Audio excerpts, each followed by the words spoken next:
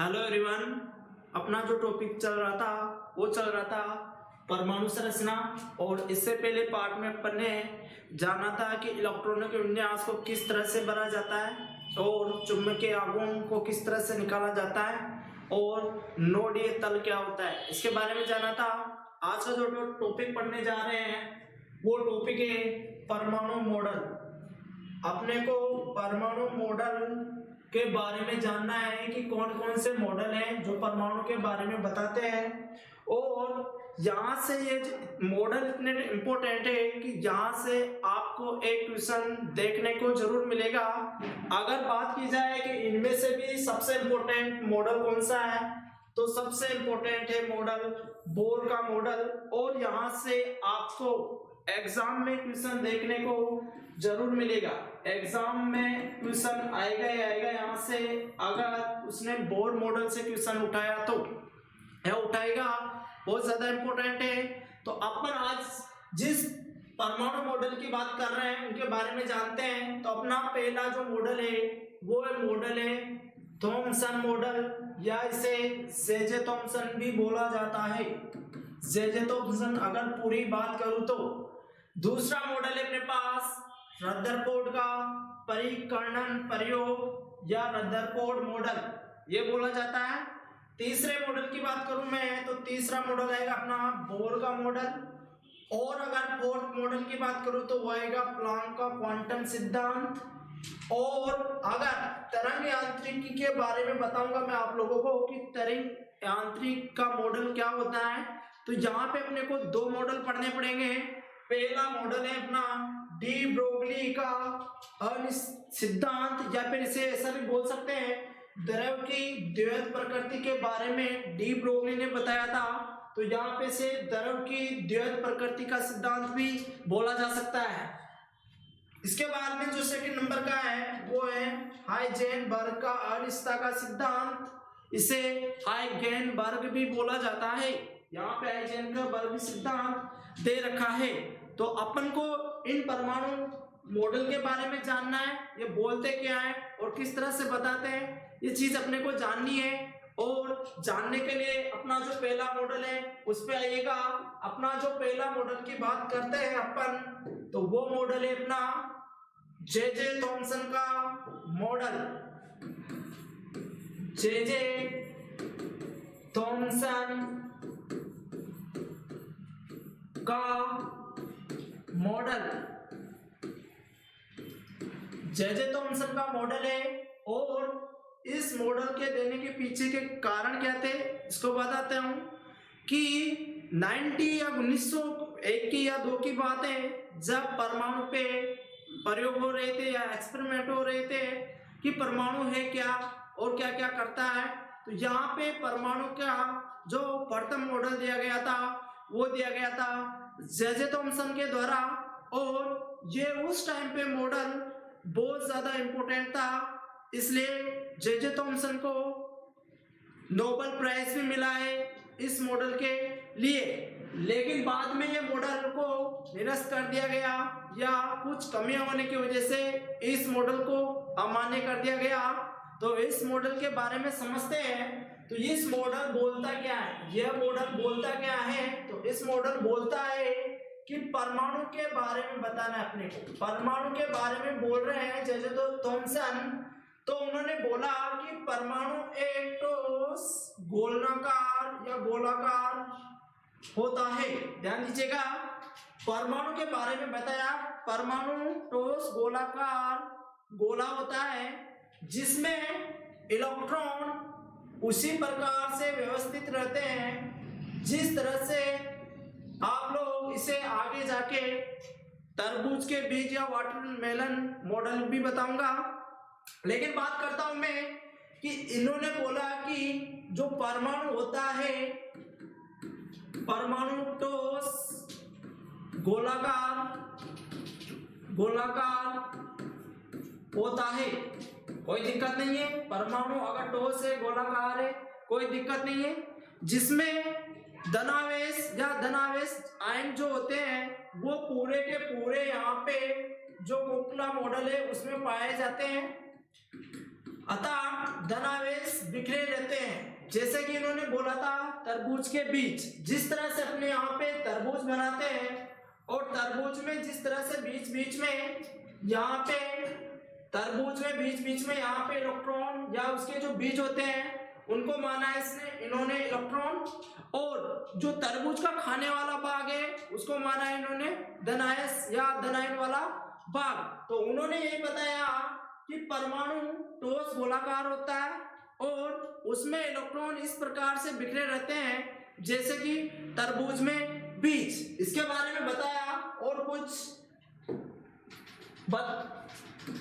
कुछ पॉइंट दिए। तो यहाँ पे अपने पास जो पहला पॉइंट था वो था थॉमसन ने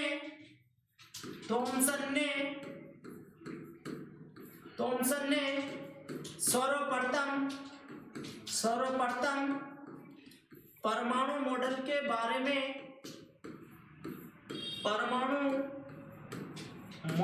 बारे में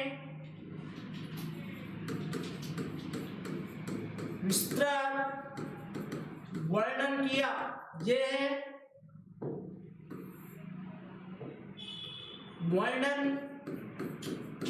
किया। थॉमसन ने सबसे पहले परमाणु के बारे में या परमाणु का मॉडल सबसे पहले थॉमसन जी ने दिया और इन्होंने बोला कि परमाणु गोलाकार कण है जिसमें धनावेश समान रूप से फैले रहते हैं। इन्होंने बोला परमाणु गोलाकार है जिसमें धनावेश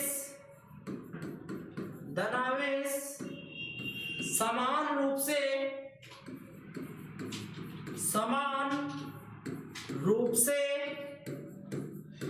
फैले रहते हैं।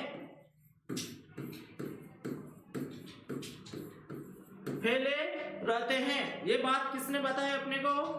जे थॉमसन जी ने बताई थी कि परमाणु का जो अधिकांश भाग होता है वो धनावेश से घिरा होता है और जो इलेक्ट्रॉन जो होते हैं वो इस तरह से बिखरे रहते हैं जैसे कि मान लीजिएगा तरबूज में बीज। और आपको इस तरह से भी देखने को मिला होगा, ये जो माइनस है ये बताता है ऋणायन को या फिर ये बताता है इलेक्ट्रॉन को। ये किसको बताता है? इलेक्ट्रॉन को बताता है। इस मॉडल को पलंग पुडिंग, इस मॉडल का नाम plum pudding model, watermelon model या रेंजिन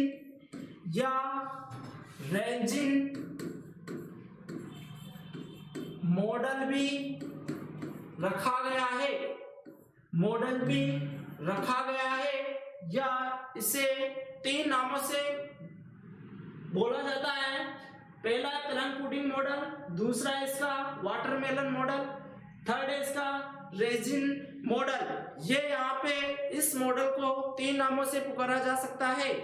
लेकिन बाद में ये मॉडल ने सिर्फ इतना सा बोल के छोड़ दिया कि सिर्फ परमाणु का भाग जो होता है ठोस होता है और इसमें इलेक्ट्रॉन इस प्रकार से बिखरे रहते हैं जैसे कि मान लो आपके पास में कोई तरबूज है, उसके अंदर जिस तरह से बीज है, तो इतना सा बोल के निकल गया। लेकिन इसकी जो कमियां थी इसके बारे में नहीं बता पाया ये। तो कमियां लिख लीजिएगा कि ये परमाणु के स्थायित्व के बारे में नहीं बताया, नहीं बता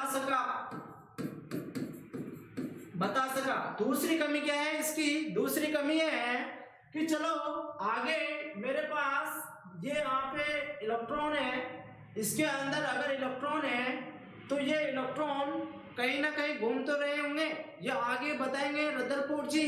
लेकिन अभी यहाँ पे जैसे इन्होंने मॉडल दिया, इसके बाद में प्रयोग होते गए, प्रयोग होने के बाद इसकी जो कमियां थी वो कमियां बता रहा हूं। बाद में यह इलेक्ट्रॉन के चक्रण के चक्रण के बारे में नहीं बता पाया और इस मॉडल को निरस्त कर दिया गया या ये मॉडल फेल हो गया। क्यों हो गया? क्योंकि इसने बोला कि चलो मानते हैं इसमें जो परमाणु है ठोस गोलाकार होता है जिसमें इलेक्ट्रॉन पड़े रहते हैं इस तरह से जैसे कि तरबूज के बीच, लेकिन आप लोग बताओ कि अगर इसमें इलेक्ट्रॉन है तो इलेक्ट्रॉन एक जगह कैसे रहेंगे? या तो इधर उधर जाएंगे तो चक्रण भी तो करेंगे ना। तो उसके बारे में नहीं बता पाया और इसके पहले परमाणु के स्थायित्व के बारे में नहीं बता पाया। तो यहाँ पे जब रदरफोर्ड जी आए तब ये परमाणु का मॉडल था जो जे थॉमसन जी थे, ये परमाणु मॉडल फेल हो गया और फेल होने के पीछे का कारण था थॉमसन रदरफोर्ड। और जैसे रदरफोर्ड जी आए तो यहाँ से अपने पास जो दूसरा मॉडल पढ़ने जा रहे हैं वो मॉडल है अपना रदरफोर्ड मॉडल, या इसे अल्फा कण का परिकर्णन मॉडल भी बोला जाता है या इसे स्वर्ण पत्थर झिल्ली का मॉडल भी बोला जाता है। यह मॉडल अपने को एक बहुत इंपॉर्टेंट चीज सिखा के जाएगा जिसे आप बोलते हो कि नाभिक के खोजकर्ता कौन है? रदरफोर्ड जी। लेकिन यहाँ पे मैं आप लोगों को बताऊंगा कि जो आप बोलते हो कि प्रोटॉन के खोजकर्ता कौन है तो आप गोल्डस्टीन को मानते हो। ये बात सही है कि सबसे ज्यादा ऑप्शन में गोल्डस्टीन मिलता है, लेकिन आज आपको मैं बताऊंगा कि प्रोटॉन एक धनावेशित होता है और यहाँ पे बात किसकी होगी? नाभिक की। और नाभिक भी कैसा होता है? धनावेश होता है। तो नाभिक में धनावेश होता है, ये कैसे पता लगा और किसने पता लगाया? तो ये पता लगाया रदरफोर्ड जी ने। तो दूसरा मॉडल है अपना सबसे इंपॉर्टेंट रदरफोर्ड का अल्फा परिकर्णन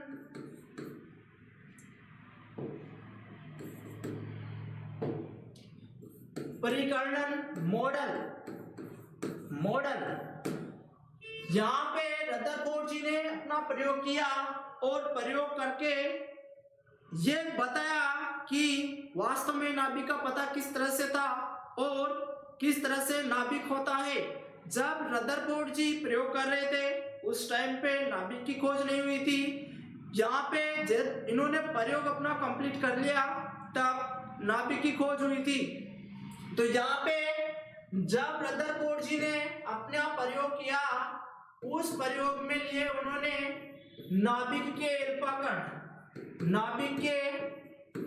कण लिए। अब ये अल्फा कण होते क्या है इस चीज को जानेगा कि अल्फा कण होते क्या है और किस एटम के इन्होंने अल्फा कण लिए। तो वो लिए इन्होंने हीलियम के अल्फा कण लिए और अल्फा कण बोलेंगे किसे? हीलियम के अल्फा कण लिए। तो ध्यान दीजिएगा हीलियम जो है उसका परमाणु क्रमांक अपने पास 2 है और इसमें द्रव्यमान की संख्या करें 4 मान के चलते हैं। अब इसमें इलेक्ट्रॉन की संख्या कितनी है? 2। इसमें 2 इलेक्ट्रॉन की संख्या है और अगर हीलियम में से दोनों इलेक्ट्रॉन की संख्या निकाल दिया जाए तो वहां पे सिर्फ प्रोटॉन की संख्या ही बचेगी। ध्यान दीजिएगा इस बात पे। अगर मैंने यहाँ पे हीलियम में से 2 इलेक्ट्रॉन निकाल दिए तो वहां पे सिर्फ प्रोटॉन की संख्या ही बचेगी और प्रोटॉन की संख्या कितनी होगी? 2 होगी। प्रोटॉन की संख्या अपने पास 2 हो जाएगी क्योंकि यहीं से रदरफोर्ड जी को पता लगा कि वास्तव में जो यहाँ पे जो चीज है सेंटर में वो नाभिक है। वो किसकी सहायता से पता लगेगी? वो प्रोटॉन की सहायता से पता लगेगी। अब आइएगा कि इसका प्रयोग कैसे है। इन्होंने प्रयोग किया तो कैसे किया यहाँ पे देखिएगा। यह है रदरफोर्ड जी का प्रयोग और बहुत ही जबरदस्त और बहुत ही बढ़िया तरीके का प्रयोग है। आप लोग इस चीज को जानो कि यहाँ पे जो प्रयोग में जो चीजें काम में ली गई हैं वो किस तरह से ली गई हैं। डायग्राम मैंने जैसा का जैसा बनाया है, नहीं तो मैं इसको एक प्लेट के रूप में भी बता सकता था, लेकिन अपन सीखते हैं प्रयोग को कि प्रयोग में हो क्या क्या रहा है। आप ध्यान से देखिएगा यहाँ पे रदरफोर्ड जी ने क्या किया, एक बॉक्स लिया और उस बॉक्स में अल्फा कण रख दिए उन्होंने, और अल्फा कण की संख्या मानता हूं मैं 20,000 के समथिंग अल्फा कणों की संख्या मानता हूं, ये मान के चलो अल्फा कणों की संख्या कितनी मानता हूं 20,000, ठीक है बात सही है। और जैसे ही यहाँ पे मैंने एक धातु की प्लेट ली या लेड की प्लेट ली या धातु की प्लेट लिया, धातु की प्लेट ली और यहाँ पे एक वर्ताकार दिख रहा होगा आप लोगों को या वर्ताकार पथ दिख रहा होगा, इसके अंदर क्या किया, इसके अंदर एक सोने की पतली झिल्ली ली, आप इसको झिल्ली भी बोल सकते हो, जिसका आकार कितना होता है 100 नैनोमीटर इसका आकार होता है, किसका, सोने की पतली झिल्ली का। ध्यान दीजिएगा, यहां से जैसे ही अल्फा कण है, ये अपने पास अल्फा कण है, ये अपना है बॉक्स, अल्फा कणों का बॉक्स है, अल्फा कणों का यहाँ पे बॉक्स लगा हुआ है और यहाँ से अल्फा कण निकल के इधर आ रहे हैं, किससे, धातु की प्लेट से होते हुए किस पे आ रहे हैं, सोने की पतली झिल्ली पर आ रहे हैं। या जैसे ही इधर से अल्फा कण निकले, जैसे इधर से अल्फा कण निकले तो ये किससे टकराएंगे, इधर इधर टकराएंगे सोने की पतली झिल्ली से, जिसका आकार है 100 नैनोमीटर। यहां से जैसे ही इस सोने की पतली झिल्ली से अल्फा कण टकराए तो उनमें से क्या हुआ, अधिकांश जो अल्फा कण थे वो सीधा झिल्ली के आर पार हो गए, अधिकांश जो अल्फा कण है, जो अल्फा कण है वो क्या हो गए, झिल्ली के आर पार हो गए। तो यहाँ पे दिक्कत हो गई कि जे थॉमसन जी बोल रहे थे कि साहब परमाणु तो ठोस होता है और गोलाकार होता है, लेकिन अगर परमाणु ठोस होता तो ये अल्फा कण आर पार कैसे निकल गए, सीधी सी बात है, समझने वाली बात है, थोड़ा सा दिमाग में जोर डाल लीजिएगा कि यहाँ से जैसे अल्फा कण आ रहे हैं तो इस झिल्ली के आर पार निकलने का पीछे का कारण क्या है, ये बात मानते हैं। तो यहाँ से उन्होंने ऑब्जर्व किया कि जो परमाणु होता है वो ठोस नहीं होता है, अर्थात उन्होंने मेजर किया कि अगर अल्फा कण अधिकांश झिल्ली से बाहर जा रहे हैं, मतलब 99% अल्फा कण झिल्ली के आर पार चले गए, तो वहां से पता लगा कि जो थॉमसन जी बोल रहे थे कि परमाणु ठोस होता है, ये बात गलत है। लेकिन उन्होंने फिर बाद में बोला कि कुछ अल्फा कण ऐसे होते हैं जो अल्प कोण पे, मतलब कुछ कोण पे विक्षेपित हो जाते हैं, विक्षेपित होने का मतलब अपने मार्ग से हट जाते हैं। यहाँ पे देखेगा कुछ कोण से यहाँ पे अल्फा कण थे वो अपने मार्ग से हट गए, ये बात सही है, उन्होंने देखा। लेकिन बात तब आई जब एक अल्फा कण ऐसा था, 20,000 में से एक अल्फा कण ऐसा था जो सीधे ही टकरा के, जैसे ही बीच वाले सेंटर से टकरा के वापिस 180 डिग्री कोण पे, वापिस 180 डिग्री कोण पे लौट आया। तो लौट आते ही रदरफोर्ड जी का दिमाग में हुआ कि ये कैसे हुआ कि अधिकांश अल्फा कण तो बाहर निकल रहे हैं और एक अल्फा कण है कि वो वापस लौट आ रहा है। अब अधिकांश अल्फा कण जो है इधर निकल रहे हैं, तो ये बात भी आई होगी कि आपको उनको कैसे पता लगा होगा कि ये अल्फा कण भी निकल रहे हैं, ये भी इंपॉर्टेंट बात है। इसलिए उन्होंने किसका जिंक सल्फाइड का लेप कर दिया था, गोलाकार पथ में क्या कर दिया था, जिंक सल्फाइड का लेप कर दिया था। और ये जो जिंक सल्फाइड का एक पर्दा होता है जहां से अगर कोई चीज टकराती है तो वहां पे चमक उत्पन्न होती है, जिसे अपन स्फुट दीप्ति भी बोलते हैं। यहाँ से जिंक सल्फाइड का जो पर्दा था वहां पे अपने पास चमक उत्पन्न होगी और इस चमक से ही ये पता लग जाएगा कि यहाँ से कुछ कण निकल रहे हैं जो इस पर्दे पर टकरा रहे हैं। लेकिन बात कहानी में ट्विस्ट जब आया, या इंटरेस्ट जब आया, जब एक अल्फा कण अपने मार्ग से सीधे जा रहा है, जबकि कुछ अल्फा कण ऐसे थे जो यहां से सेंटर से विक्षेपित हो रहे हैं। ध्यान से देखिएगा, ध्यान दीजिएगा इस बात पे कि इनमें से ये अल्फा कण तो सीधे निकल रहे हैं 99% अल्फा कण, लेकिन ये कुछ अल्फा कण हैं जो इस कोण, यहाँ पे कुछ कोण बन रहा है तो कुछ कोण से क्या हो रहे हैं, अपने मार्ग से विक्षेपित हो रहे हैं। तो इसके लिए आगे देखेगा कि मेरे पास अल्फा कण थे ये, और अल्फा कण कितने थे, 20,000 अल्फा कण थे। 20,000 में अपने पास अल्फा कण थे, चलो मानते हैं। और मैंने यहाँ पे इस तरह से प्लेट बना रखी है। अब समझने के लिए ध्यान दीजिएगा, यहाँ से जैसे अल्फा कणों की बम्बारमेंट हो रही है या बारिश कर रहे हैं इस झिल्ली पे, यह है सोने की पतली झिल्ली, सोने की पतली झिल्ली है जिस पर अपन क्या कर रहे हैं, अल्फा कणों की बौछार कर रहे हैं।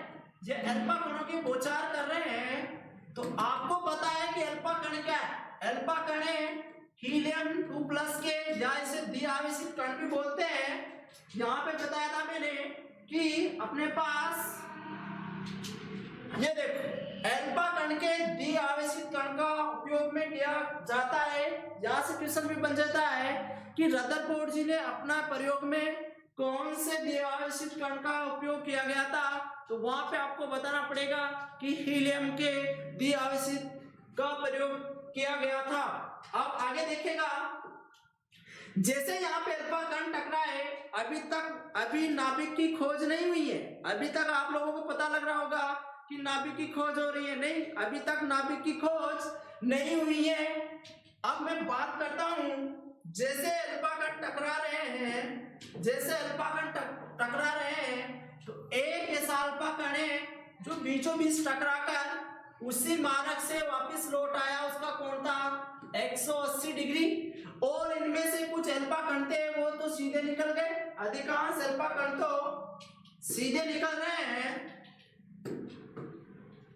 सीधे निकल रहे हैं। और कुछ को अल्फा कण थे वो अपने मार्ग से क्या हो रहे हैं, हट रहे हैं, अपने मार्ग से क्या हो रहे हैं, हट रहे हैं। तो इस बात को देख के रदरफोर्ड जी का दिमाग में कुछ उत्पन्न हुआ कि ऐसा क्यों हो रहा है भाई, ऐसा क्यों हो रहा है कि अगर अल्फा कणों को निकलना चाहिए था तो सीधा निकल जाते ना, अपने मार्ग से क्यों हट रहे हैं, और वो भी कुछ अल्फा कण क्यों हट रहे हैं, ज्यादा क्यों नहीं हट रहे। तो यहाँ पे ध्यान दीजिएगा, अल्फा कण थे इनमें सिर्फ 2 प्रोटॉन था। क्या था, 2 प्रोटॉन था। तो यहां से जैसे ही अल्फा कणों की बौछार की या अल्फा कणों की बारिश की, तो यहाँ पे जैसे बीच में सेंटर था, ये सेंटर पे मान लीजिएगा थोड़ी देर के लिए कि ये क्या है, ये धन आवेशित है, ये धन आवेशित रखता है, ऐसा मान लीजिएगा। अभी पता नहीं लगा कि ये एक्चुअल में धन आवेशित ही है, ऐसा पता नहीं लगा है, पर मान लीजिएगा थोड़ी देर के लिए।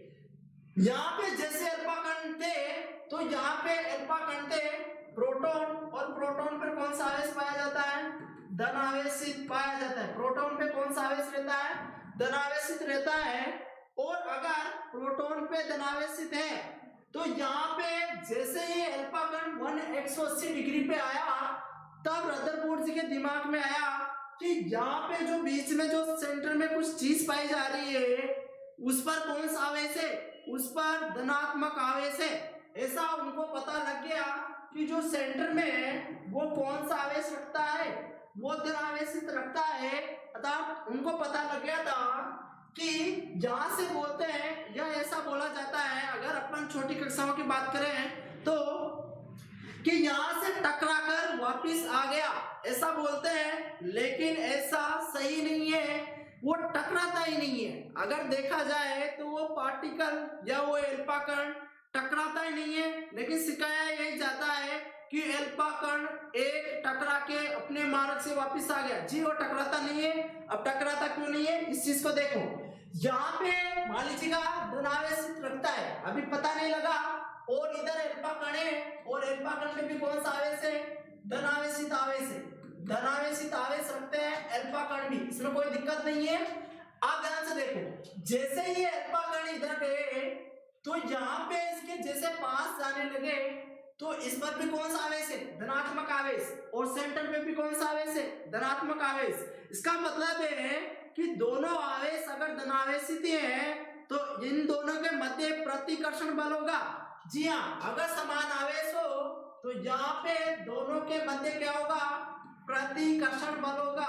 दोनों के मध्य प्रतिकर्षण बल होगा और इसी प्रतिकर्षण बल के कारण एक अल्फा कण ऐसा था कि वापस आ गया। अब मैंने बोला है कि टकराता नहीं है, तो ध्यान से देखिएगा क्यों नहीं टकराता है। कि जैसे अल्फा कण की बात करूं मैं, तो यहाँ पे अल्फा कण अपने पास यहाँ पे आया और जैसे नाभिक के नजदीक गया तो यहाँ पे रिपल्सन या प्रतिकर्षण बल महसूस करने लग गया, प्रतिकर्षण बल महसूस करने लग गया। लेकिन इसको लगा कि नहीं मैं तो जाऊंगा, मैं तो आगे जाने की कोशिश करूंगा, तो ये नहीं माना और ये यहाँ तक आ गया, ये यहाँ तक आ गया। और आने के बाद जैसे जैसे पास गया इनके मध्य प्रतिकर्षण बल लगने लग गया। और प्रतिकर्षण बल का मतलब होता है धक्का देना, उसको दूर भगाना। तो यहाँ पे प्रतिकर्षण बल की वैल्यू इतनी हो जाती है कि उसे एक धक्का लगता है और जैसे ही अल्फा कण को धक्का लगता है तो वो वापस उसी मार्ग में तुरंत पहुंच जाता है जिस मार्ग से वो आया था, जिस मार्ग से क्या किया था वो आया था।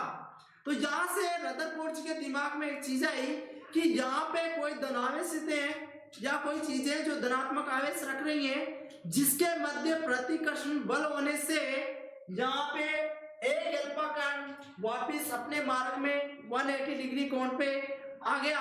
लेकिन यहाँ पे कुछ अल्फा कण है, कुछ अल्फा कण है वो क्या हो रहे हैं, विक्षेपित हो रहे हैं। क्या हो रहे हैं, वो विक्षेपित हो रहे हैं अपने मार्ग से, अपने मार्ग से विक्षेपित हो रहे हैं। इसके पीछे का कारण क्या है, तो इसके पीछे का कारण है, इसके पीछे का कारण जानते हैं।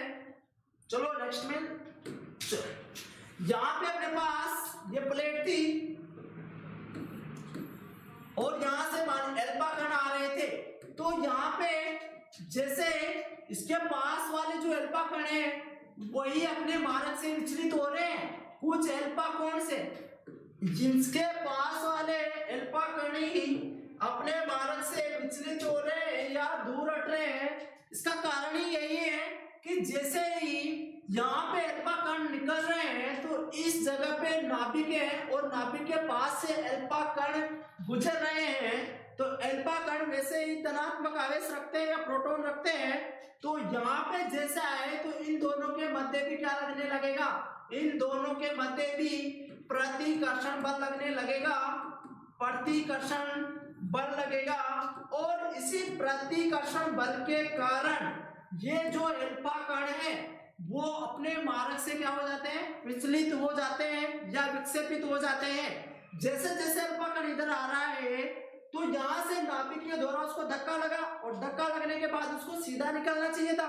उसको क्या करना चाहिए था, सीधा निकलना चाहिए था, लेकिन सीधा नहीं निकला और अपने मार्ग से क्या हो गया, विक्षेपित हो गया। इसका कारण क्या है, इसका कारण है कि यहाँ पे जो नाभिक है इसके और इसके मध्य है प्रतिकर्षण बल काम कर रहा है और इसी प्रतिकर्षण के कारण यहाँ से कुछ अल्फा कण अल्प कोण पे विक्षेपित हो गए हैं। और रदरफोर्ड जी को पता लग गया कि यहाँ पे बीच में जो सेंटर है वो धनावेशित होता है और इसी धनावेशित को नाम दिया गया किसके द्वारा, नाभिक नाम दिया गया, नाभिक या न्यूक्लियस, न्यूक्लियस नाम दिया गया किसके द्वारा, रदरफोर्ड जी के द्वारा। और यहाँ से नाभिक की खोज हो चुकी है।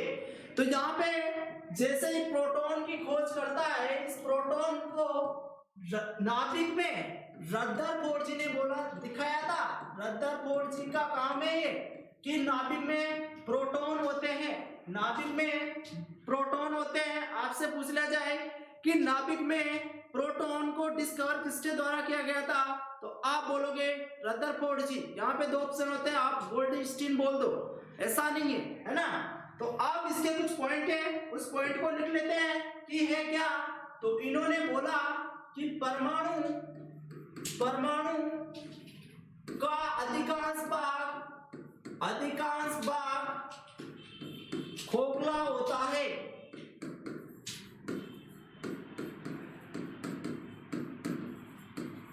ठीक है। दूसरी चीज है, इन्होंने सोने की पतली झिल्ली ली थी, सोने के अपने प्रयोग के लिए सोने की पतली झिल्ली ली थी, और जिसका आकार क्या था 100 नैनोमीटर, और 1 नैनोमीटर होता है 10 की पावर -9, 1 नैनोमीटर होता है।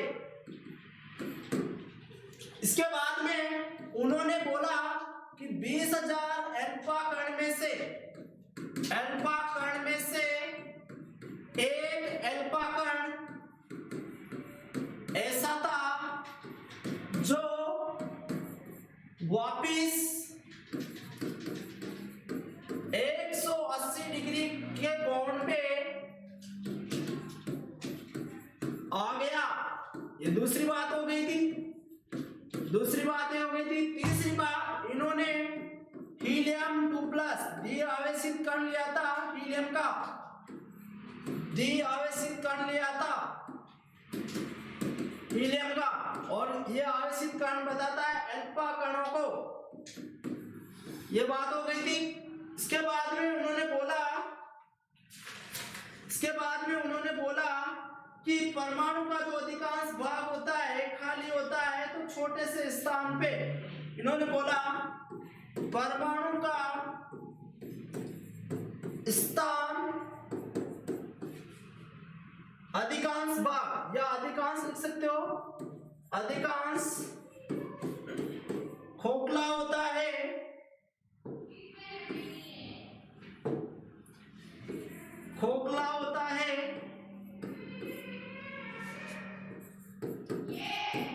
जिसके मध्य में धनावेश पाया जाता है, उसे नाभिक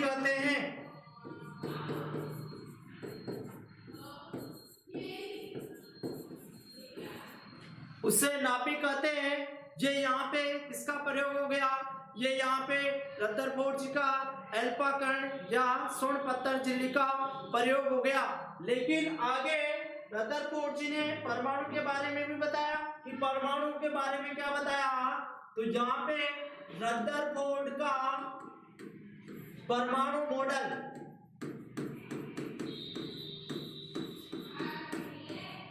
तो इसके कुछ पॉइंट है, वो पॉइंट लिख लेते हैं। पहला है कि परमाणु का जो भाग होता है वो अधिकांश खोखला होता है और नाभिक, चलो परमाणु का इन्होंने ऐसा पता लग गया कि परमाणु का अधिकांश भाग खोखला होता है। ये तो उसमें में लग गया था।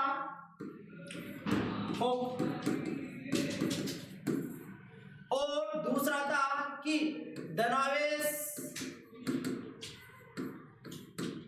एक स्पेस में या एक जगह पाया जाता है, जिसे अपन ने बोला है नाभिक। ये बात भी समझ में आ गई थी। तीसरा बताया था इन्होंने कि अगर अपन परमाणु की बात कर रहे हैं तो ये जो नाभिक है, इस नाभिक में उच्च द्रव्यमान संख्या पाई जाती है। द्रव्यमान संख्या कहाँ पे पाई जाती है, नाभिक में पाई जाती है। और मैंने बोला था कि प्रोटॉन प्लस अगर न्यूट्रॉन की संख्या का अगर योग कर दिया जाए तो क्या आ जाती है, अपने पास द्रव्यमान संख्या आ जाती है। और यहाँ पे जैसे मैंने अल्फा कण लिए, तो ये अल्फा कण भी भारी कण होते हैं। अल्फा कणों की अगर बात करें तो हेवी पार्टिकल्स या भारी कण होते हैं। और नाभिक की भी अगर बात करूं मैं, तो नाभिक भी क्या होता है, भारी होता है, मतलब इसका द्रव्यमान क्या होता है, ज्यादा होता है। इसके बाद में यहाँ पे इन्होंने बताया कि परमाणु में प्रोटॉन की संख्या बराबर होती है इलेक्ट्रॉन की संख्या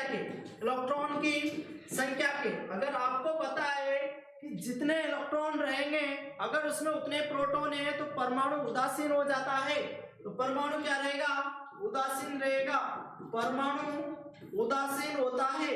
इन्होंने ये बता दिया कि परमाणु में प्रोटॉन की संख्या और इलेक्ट्रॉन की संख्या जो होगी वो बराबर मिलेगी या समान देखने को मिलेगी। इसके बाद में बात करते हैं अपन परमाणु के आकार के बारे में। परमाणु के आकार के बारे में क्या बताया कि जो परमाणु का आकार होता है, परमाणु का जो आकार होता है वो होता है 10 की पावर माइनस 10 मीटर, या इसको आप 1 एंगस्ट्रॉम डिग्री भी बोल सकते हो। और नाभिक के आकार की बात करूं मैं, नाभिक के आकार की बात करूं तो नाभिक का आकार बताया है इन्होंने 10 की पावर माइनस 15 मीटर। इसका मतलब है क्या कि परमाणु का जो साइज है या आकार है वो 10 की पावर माइनस 10 मीटर है, और जो नाभिक का आकार है वो 10 की पावर माइनस 15 मीटर है। इसका मतलब ये हुआ कि अगर मैं परमाणु की बात करूं तो ये अपने पास परमाणु है, इसकी पूरी साइज है, और बीच में सेंटर में अपने पास नाभिक। अब आप लोग यहाँ पे देख के पता लगा रहे होंगे कि नाभिक का तो ऑलरेडी साइज जो होगा वो छोटा रहेगा किसके अपेक्षा, परमाणु के अपेक्षा। तो यहाँ पे माइनस का 5 है, इसका मतलब 1 2 3 4 5 जीरो हो गई। इसका मतलब नाभिक से 1,00,000 गुना ज्यादा आकार होता है किसका, परमाणु का। इसी वजह से यहाँ पे 10 की पावर माइनस 10 मीटर इसका जो आकार है परमाणु का वो बताया है।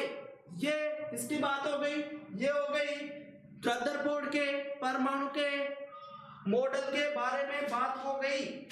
लेकिन यहाँ पे सबसे जो इम्पोर्टेंट बात है वो है कि थॉमसन जी थे, थॉमसन जी अपने पास क्या नहीं बता पाए, वो इलेक्ट्रॉन के बारे में नहीं बता पाए, इलेक्ट्रॉन के बारे में नहीं बता पाए कि इलेक्ट्रॉन घूम कैसे रहा है।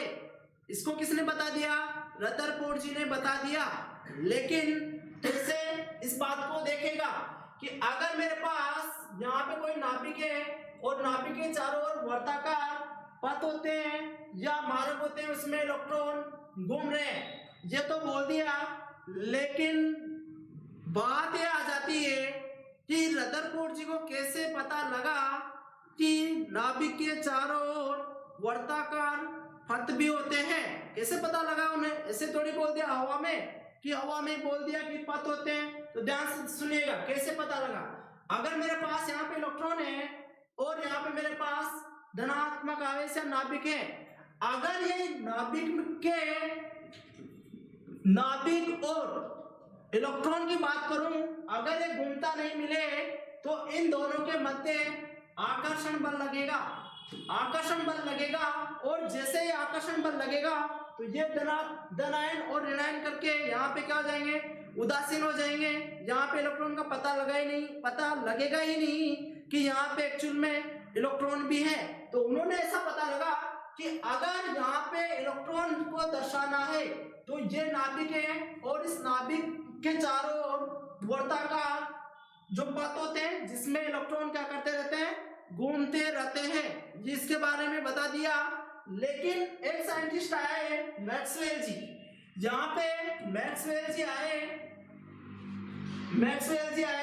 चलो इसी के बारे में बात करता हूँ, कमियों के बारे में बात करता हूँ। चलो यहाँ पे मैक्सवेल जी कमियों में आए हैं, तो यहाँ पे किसकी खोज हो गई, यहाँ पे खोज हो गई नाभिक की। और रदरफोर्ड जी ने यह भी बता दिया कि जो इलेक्ट्रॉन होते हैं वो परमाणु में एक जगह न रखे वर्ताकार पथों में घूमते रहते हैं या चक्रण करते रहते हैं। लेकिन ये मॉडल भी आगे जाके क्या हो गया, फेल हो गया। ये मॉडल भी आगे जाके फेल हो गया। अब फेल क्यों हुआ, इस चीज को देखेगा कि फेल क्यों हुआ। यहाँ पे इस मॉडल को फेल करने के पीछे का कारण ये था कि ये परमाणु के स्थायित्व के बारे में नहीं बता पाया। दूसरे इंपॉर्टेंट कमियां है इसकी कि ये परमाणु के स्थायित्व के बारे में नहीं बता सका। ये इसकी पहली कमी होगी, क्योंकि इससे पूछा गया कि चलो ये बात मानते हैं लेकिन एटम जो होगा वो स्टेबल होगा या नहीं होगा, इसके बारे में भी कुछ बताओ। तो इसके जवाब उनके पास नहीं था। दूसरा सबसे इंपॉर्टेंट जो जवाब है वो है कि मैक्सवेल जी जो है, मैक्सवेल ने क्या बोला कि अगर अपने पास यहाँ पे कोई नाभिक है और इस नाभिक में अगर इलेक्ट्रॉन लगातार घूमता रहे, ध्यान दीजिएगा बहुत इंपॉर्टेंट पॉइंट है कि अगर मेरे पास यहाँ पे नाभिक है और अगर इस नाभिक में इलेक्ट्रॉन अगर घूमता रहा तो यहाँ से इसकी ऊर्जा का लॉस करेगा या इसकी ऊर्जा क्या होगी, कम होगी। मतलब कहने का है कि अगर लगातार इलेक्ट्रॉन घूमेगा तो इलेक्ट्रॉन थका हुआ मिलेगा, और थका होने का मतलब सीधा सा यही है कि इसकी ऊर्जा जो है वो बाहर निकल गई। लेकिन अगर इसकी ऊर्जा बाहर निकल गई और अगर ये घूमता रहा, तो मानते हैं भाई चलो घूमता रहा, तो अगर ये लगातार घूमता रहा तो पहले इलेक्ट्रॉन यहाँ पे कोई दिक्कत नहीं है, अगर घूमता रहा तो इसकी ऊर्जा क्या होगी, कम होगी लगातार घूमते हुए, तो फिर यहाँ पे आ जाएगा। फिर अगर लगातार घूमता रहा तो एक टाइम के बाद इलेक्ट्रॉन यहाँ पे आ जाएगा और लास्ट में इलेक्ट्रॉन यहाँ पे आ जाएगा और अंत में कहाँ पे गिर जाएगा, नाभिक में गिर जाएगा। जे यहाँ पे नहीं बता पाया कि अगर नाभिक में गिर गया तो होगा क्या, स्फोट ही होगा, और इस चीज को नहीं समझा पाया कि ये जो ऊर्जा जो है वो बाहर निकालता है या लेता है। तो ये तो बोलता हुआ चला गया कि यहाँ पे ऊर्जा का उत्सर्जन होगा, लगातार क्या होगा, उत्सर्जन। उत्सर्जन का मतलब होता है बाहर निकलना या बाहर निकालना, और वो बाहर निकलेगी क्या, ऊर्जा।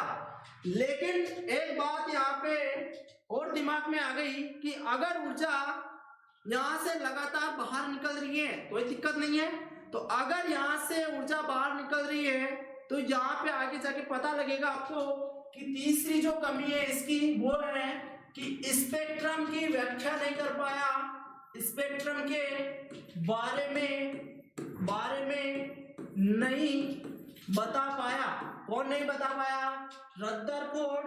अगर परमाणु में स्पेक्ट्रम मिल रहे हैं इसके बारे में नहीं बता पाया कि स्पेक्ट्रम होते क्या है, वो अपन नेक्स्ट मॉडल में पढ़ेंगे जिसे बोलते हैं बोर का परमाणु मॉडल। और वो मॉडल इतना इंपॉर्टेंट है कि वहां से क्वेश्चन आएगा ही आएगा। अगर लैब असिस्टेंट की बात करूं तो पिछले साल उस मॉडल से एक क्वेश्चन आपको देखने को मिला था जब पिछली वाली जो वैकेंसी थी उसमें। आज के लिए इतना ही, आगे मिलेंगे, धन्यवाद।